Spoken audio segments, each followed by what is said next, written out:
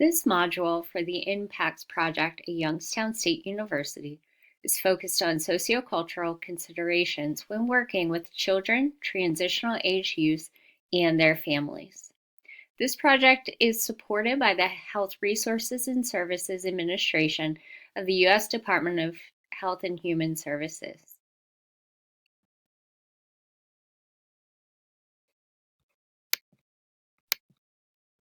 Sociocultural factors are customs, lifestyles, and values that characterize a society or group.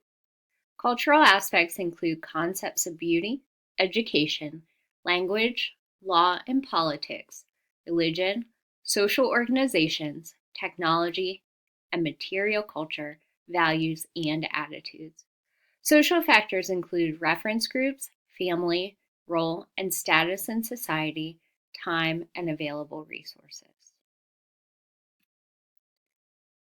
Factors that have been shown through research to impact development of children, youth, and transitional age adults include poverty, trauma, involvement in child welfare or juvenile justice systems, and inadequate treatment for mental health disorders. In terms of race, ethnicity, and child development, research shows that children of color may have an increased exposure to factors that may negatively impact their development. Children of color are overrepresented in foster care and social services involvement and represent the largest segment of students expelled from school. Over 25% of African American children under age 5 have an incarcerated parent. These children are 8.5 times more likely than their white peers to have an incarcerated parent. And the Latino culture's emphasis on family, or familismo, may be a protective factor against exposure to violence and promote academic achievement, particularly in families impacted by poverty.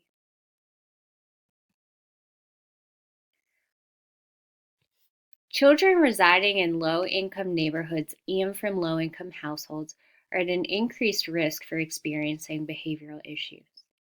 These children are at an increased risk for experiencing aggression, anxiety, depression, and hyperactivity. According to research, the developmental impact of poverty can be mediated by interventions focusing on parenting. We'll spend some more time looking specifically at the influences of poverty on development and suggestions for counselors in this module. Poverty impacts development at the individual level in the following ways. First, it's important to note that gender, temperament, and health status may influence the way children adapt to poverty. These factors also influence socio-emotional development. We know that poor nutrition is more frequently observed among poor children, which can impact their ability to learn and their physiological development based on nutritional factors. Unsafe or unstable housing may impact physical and the emotional health of a child. And living in homes with lead-based paint also impacts the development of children in poverty. These influences can be seen most often in a school setting where teachers may notice that students have difficulty concentrating or experiencing behavioral concerns. In terms of home life, poverty exposes children to increased stressors and stress response, the fight, flight, freeze response that we typically experience under stress is something that these children can be experiencing often due to the lack of consistency or predictability in their routines at home. Reduced stability in the home environment is also a cause of stress and fear.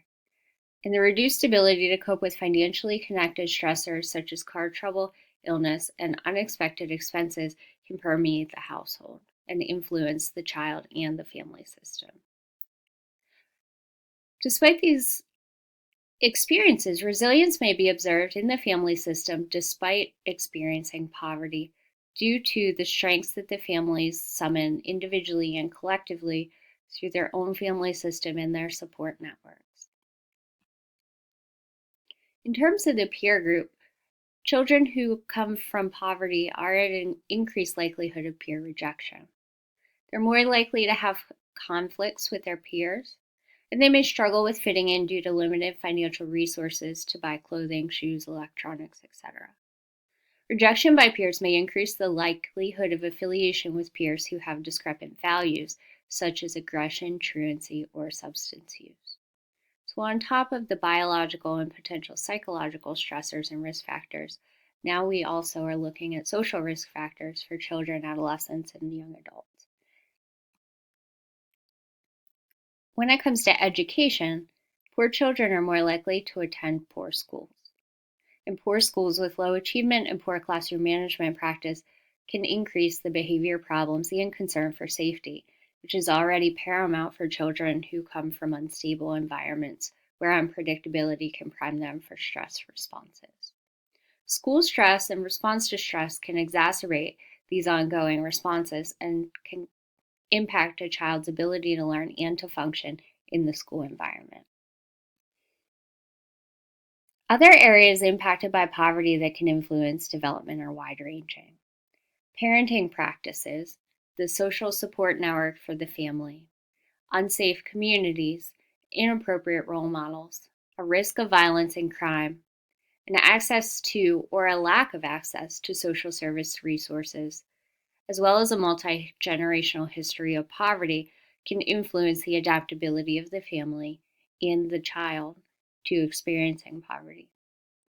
In addition, access to health care, transportation, historical context, interactions between parents and children, the lack of academic support, lack of parental involvement in schools, and accessibility of childcare and adult supervision can also support or exacerbate a student's adaptability and ability to thrive in poverty.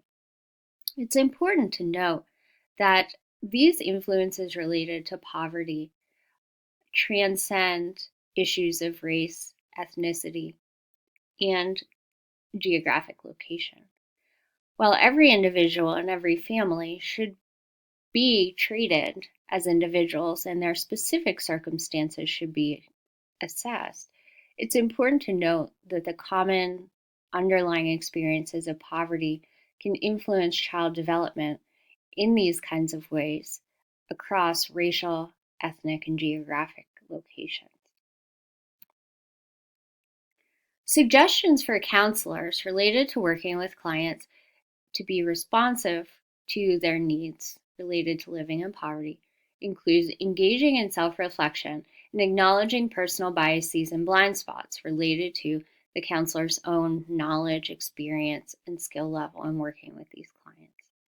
In addition, counselors should be willing and able to seek consultation and supervision around sociocultural needs of clients. It's important for the counselor to assess for a client and or family's ability to make basic needs and to know which resources in the community are available, both to refer children and families to and to seek as supportive services for and on behalf of the family.